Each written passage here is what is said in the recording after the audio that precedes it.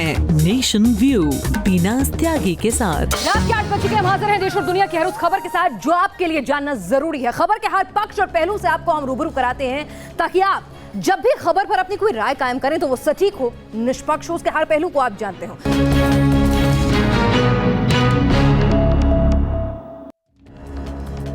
चलिए सबसे पहले बात उत्तर प्रदेश में 5 चरणों के दंगल की, जो आज 5वें चरण का मतदान खत्म हुआ। पहले चरण में 73 सीटों के लिए वोटिंग हुई और फिर दूसरे चरण में 67, तीसरे चरण में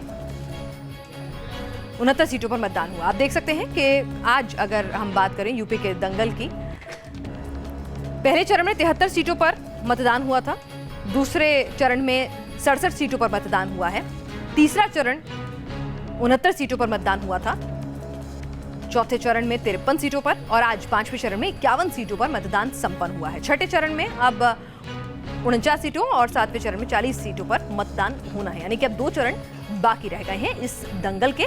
लगभग यूपी की किस्मत जो है अब ईवीएम में लॉक हो गई है। छठे चरण की अगर हम बात करें जो आने वाला है, उसमें कुल सीटें 49 हैं, जिसमें समाजवादी पार्टी के खाते में अभी जो पिछली विधानसभा का गणित है उसकी बात करें तो 2012 के विधानसभा चुनाव में जब समाजवादी पार्टी की लहर थी तो 27 सीटें गई थी समाजवादी पार्टी के खाते में, बीएसपी को मिली थी 9, बीजेपी को 7, कांग्रेस को 4 और अदर्स के खाते में 2। और जो सबसे आखिरी चरण है 7वां चरण, वहां पर 40 सीटें हैं, जिसमें समाजवादी पार्टी के पास अभी मौजूदा विधानसभा की स्थिति में 23 सीटें हैं, बीएसपी के पास 5, बीजेपी के पास 4, कांग्रेस के पास 3 और अदर्स के पास 5। तो पूर्वांचल का सियासी बयार समेटे इन सीटों के लिए अभी सभी पार्टियां अपना दमखम लगा रही हैं, क्योंकि जिस तरह की खबरें आ रही हैं कि हो सकता है सभी पार्टियों में जो कांटे की लड़ाई है उसमें एक सीट कीमती है, तो इसलिए 2 चरण भी कोई पार्टी हल्के में नहीं ले रही है, जबकि सियासत तो अभी ही ईवीएम में बंद हो चुकी है। आपको बता दें मोदी जी ने भी प्रचार अभियान तेज कर दिया है। बीजेपी को मोदी की रैलियों पर पूरा भरोसा है कि उनका मैजिक एक बार फिर से लोकसभा चुनाव की तरह से लोगों के सर चढ़कर बोलेगा और वही कामयाबी दोहराएंगे। और इसीलिए पीएम मोदी मऊ के रण में आज कटप्पा को याद करते हुए नजर आ रहे थे। कटप्पा से उनके मायने क्या थे, क्यों याद करने की जरूरत पड़ी, आप खुद देखिए। बाहुबली फिल्म में एक कटप्पा करके पात्र था, कटप्पा। वो बाहुबली का सब कुछ उसने तबाह कर दिया था। ये छड़ी वाले में वो दम है। हाथों में छड़ी लहराते मोदी के कटप्पा चुनावी रण में है। छठे चरण में मऊ में बड़ा दंगल होना है। वैसे तो जानकार मऊ को रामायण और महाभारत काल से भी जोड़ते हैं और मऊ के नटों का रण तो दुनिया जानती है, लेकिन आजकल मऊ मुख्तार के नाम से जाना जाता है और मुख्तार के मऊ में बीजेपी सेंधमारी करना चाहती है, इसलिए तेवर सख्त है, जुबान तल्ख है और मोदी को मुख्तार से लड़ने के लिए अपने कटप्पा याद आ रहे हैं। अब बाहुबली जरा सिनेमा में तो अच्छे लगते हैं, जरा थोड़े समय जरा दम भी दिखता है उनका, लेकिन कहते हैं कि बाहुबली फिल्म में एक कटप्पा करके पात्र था, कटप्पा। वो बाहुबली का सब कुछ उसने तबाह कर दिया था। ये छड़ी वाले में वो दम है जी, ये छड़ी वाले में वो दम है। ये छड़ी काफी है, ये छड़ी जो है ना ये कानून का डंडा है, कानून का डंडा है। 11 मार्च को उसकी ताकत दिखाई देगी भाई। उत्तर प्रदेश के चुनाव में जीत हार चाहे किसी की भी हो, लेकिन जुमलेबाजी में सारे दलों ने एक दूसरे को पटखनी दी है। कसाब पर रण हुआ तो नमो नाम का मतलब भी पता चला। चढ़ते चढ़ते गुजरात के गधे भी उत्तर प्रदेश की राजनीति तक चले आए। अखिलेश तो इन गधों को भुला देना चाहते हैं, लेकिन पीएम मोदी इन्हें छोड़ना नहीं चाहते। मऊ में पीएम को गधों की याद आई तो फट से कांडला का भी जिक्र छेड़ दिया और ये बताना भी नहीं भूले कि कांडला की गैस से गोरखपुर तक के घरों के चूल्हे में आग फूंकी जाएगी। अच्छा होता ये उत्तर प्रदेश के मुख्यमंत्री के दिमाग में विकास नाम की कोई चीज होती तो उनको उनकी बात गुजरात के गधों तक नहीं अटक जाती। कंडला से गोरखपुर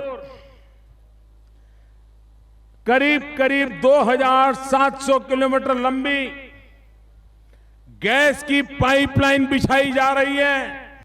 घरों में भी नलके से जैसे पानी आता है ना, वैसे नलके से गैस आएगा। गुजरात को याद यूपी का चुनावी दंगल अपने आखिरी दौर की ओर बढ़ रहा है। छठे चरण में मऊ में भी वोटिंग होनी है और फिर 7वें चरण में पीएम का संसदीय क्षेत्र वाराणसी भी वोट डालेगा।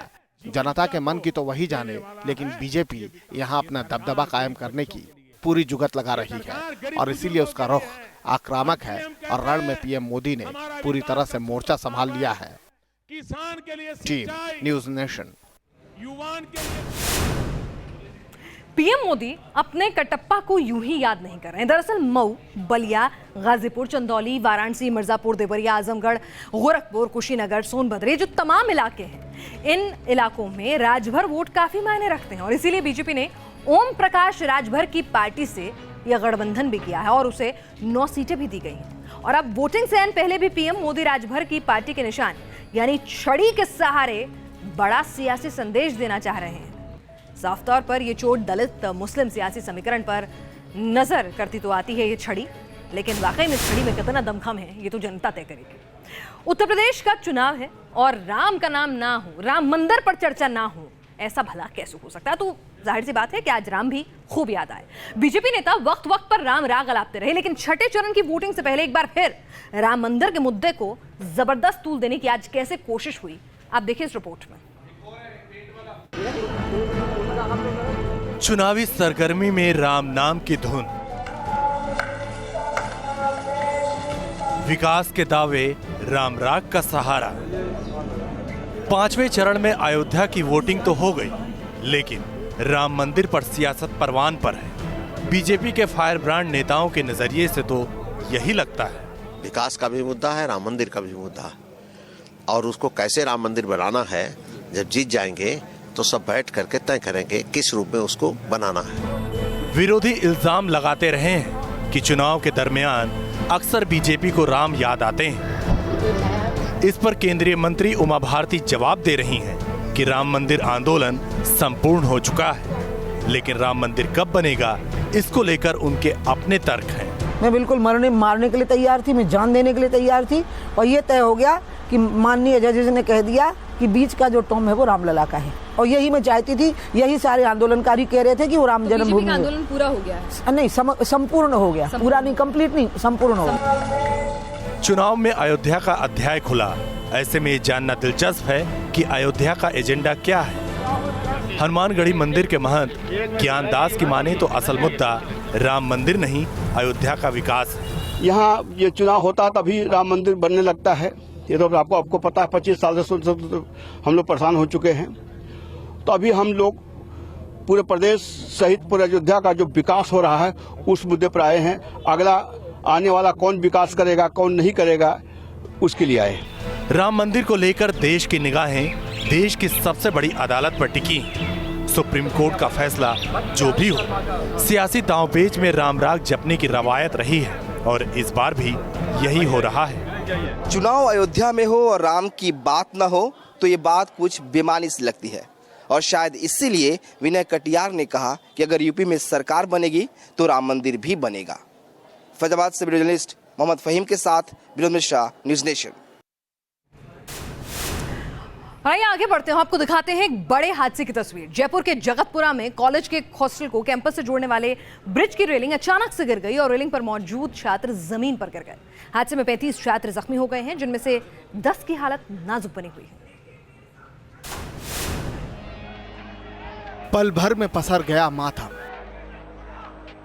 खुशियों को लग गया ग्रहण, हादसे ने मचाया हाहाकार। जयपुर के वीआईटी कॉलेज में सांस्कृतिक कार्यक्रम की खुशियों पर हादसे का ग्रहण लग गया। पल भर में कई छात्रों की जान पर बनाई। जरा आप भी देखिए, छात्रों की भीड़ जुटी है। इस ब्रिज के सहारे वो दूसरी ओर जाने को उतावले हैं कि तभी ये रेलिंग टूट जाती है और छात्र जमीन पर गिर पड़ते हैं। बताया जा रहा है कि कॉलेज में सांस्कृतिक प्रोग्राम चल रहा था।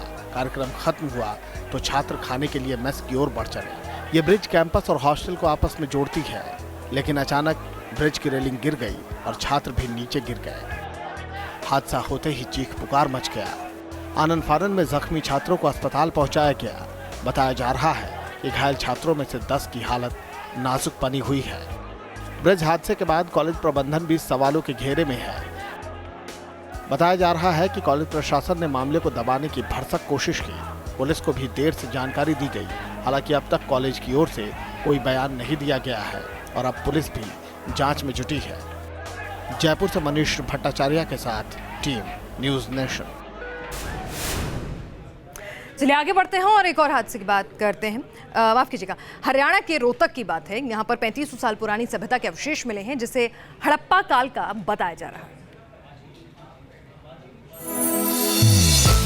3500 साल पहले कैसे थे इंसान, कैसा था लोगों का रहन सहन, ये तस्वीरें उसी की तस्दीक कर रही हैं जो हरियाणा के रोहतक के सांपला क्षेत्र के समचाना गांव से आई हैं, जिसे हड़प्पा कालीन सभ्यता का अवशेष बताया जा रहा है। बताया जा रहा है कि खेत में खुदाई के दौरान हड़प्पा कालीन मानव कंकाल और अवशेष मिले हैं। मानव खोपड़ी के पास पुराने बर्तन भी मिले। इसकी सूचना मिलते ही मौके पर इतिहास और पुरातत्व विभाग की टीम पहुंची और जांच शुरू कर दी। पुरातत्व विभाग की टीम ने बताया कि मानव कंकाल करीब 3500 साल पुराना है और ये बर्तन भी उसी समय के हैं। ये कंकाल किसी महिला का बताया जा रहा है। दावा किया गया कि कंकाल के साथ मिले अवशेष हड़प्पा सभ्यता के समय के हैं। कंकाल के जबड़े के नीचे यानी गले के पास में हमें कुछ 4-5 मनके मिली और वो मनके कार्नेलियन एक पत्थर होता है, उस पत्थर के बने हुए थे। इसके साथ ही कुछ चूड़ी के फियांस एक पेस्ट होती थी, उसकी बनी हुई चूड़ियों के टुकड़े भी मिले और एक स्टेटाइट का मनका मिला। जांच के बाद पुरातत्व विभाग की टीम मिले अवशेषों को अपने साथ ले गई। बताया जा रहा है कि इन अवशेषों को म्यूजियम में रखा जाएगा। हालांकि अभी यह फैसला नहीं हुआ है कि अवशेष को एमडीयू के म्यूजियम में रखा जाएगा या फिर किसी दूसरी यूनिवर्सिटी में रखा जाएगा। आपको बता दें कि अब तक हरियाणा और रोहतक के आसपास कई स्थानों पर हड़प्पा सभ्यता के अवशेष मिल चुके हैं। Team news nation. और अब बात देश के युद्धवीर की, युद्धपोत की। करीब 30 साल तक देश की समुद्री सीमाओं की रखवाली करने के बाद भारतीय नौसेना का विमान वाहक युद्धपोत आईएनएस विराट अब रिटायर होने जा रहा है। मुंबई में एक पारंपरिक सैन्य समारोह में विराट को विदाई दी जाएगी पूरे सम्मान के साथ।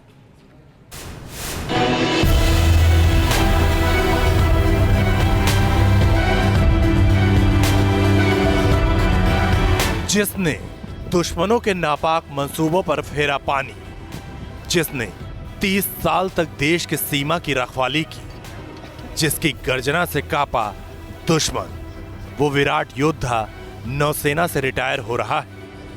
अरब सागर से लेकर बंगाल की खाड़ी तक देश की सरहद को नापाक मंसूबों से बचाने वाला आईएनएस विराट 6 मार्च को नौसेना से रिटायर हो जाएगा। 24,000 टन वजन वाले आईएनएस विराट ने नौसेना को 30 साल तक अपनी सेवाएं दी। ग्रैंड ओल्ड लेडी के नाम से मशहूर आईएनएस विराट का नाम Guinness book of world record में सबसे लंबे वक्त तक सेवा देने के लिए शुमार है। विराट की डीकमीशनिंग 6 मार्च के लिए तय की गई है और उसकी अभी तैयारी चल रही है। इसके लिए कई तरह के इवेंट्स का आयोजन किया गया है 4, 5 और 6 मार्च को। इसमें विराट पे जिन लोगों ने सर्विस की है, बोथ नौसैनिक और अधिकारीगण, सब लोग इसमें शामिल होंगे। आईएनएस विराट नौसेना की शक्ति का प्रतीक है जो कहीं भी जाकर समंदर पर धाक जमा सकता है। आईएनएस विराट ने 30 साल भारतीय नौसेना की सेवा की और 27 साल ब्रिटेन की रॉयल नेवी के साथ गुजारे। 1987 में भारत ने इसे ब्रिटेन से खरीदा था। उस वक्त इसका नाम HMS हर्मीज था। ब्रिटिश रॉयल नेवी के साथ विराट ने फॉकलैंड युद्ध में अहम भूमिका निभाई थी। विराट की लंबाई करीब 740 फीट और चौड़ाई करीब 160 फीट है। विराट पर 1500 से ज्यादा सैनिक तैनात रहते हैं। विराट पर तैनात सी हैरियर लड़ाकू विमान और सीकिंग हेलीकॉप्टर उसकी ताकत को कई गुना बढ़ा देते हैं। विराट ने अलग अलग तरह के रोल देखे हैं। पहले ये स्ट्राइक कैरियर था, फिर बाद में कमांडो कैरियर बन गया था, ASW कैरियर बन गया था। इसने एंगल डेक कैटापुल्ट लॉन्च जैसी चीज़ें भी की हुई हैं पहले, और उसके बाद ये स्की जंप जो आप सामने देख रहे हैं ये बनाया गया था, और फॉकलैंड वॉर में भी इसने पार्टिसिपेट किया था। भारतीय नौसेना में शामिल होने के बाद आईएनएस विराट ने जुलाई 1989 में ऑपरेशन जुपिटर में पहली बार श्रीलंका में शांति स्थापना के लिए ऑपरेशन में हिस्सा लिया। समंदर में 2250 दिन गुजारने वाले इस महानायक ने दुनिया के 27 चक्कर लगाए। ये जहाज एक छोटा शहर है। इसमें लाइब्रेरी, जिम, एटीएम, टीवी और वीडियो स्टूडियो, हॉस्पिटल, दांतों के इलाज का सेंटर और मीठे पानी का डिस्टिलेशन प्लांट जैसी सुविधाएं हैं। नौसेना से रिटायर होने के बाद इसे संग्रहालय में तब्दील करने की प्लानिंग है।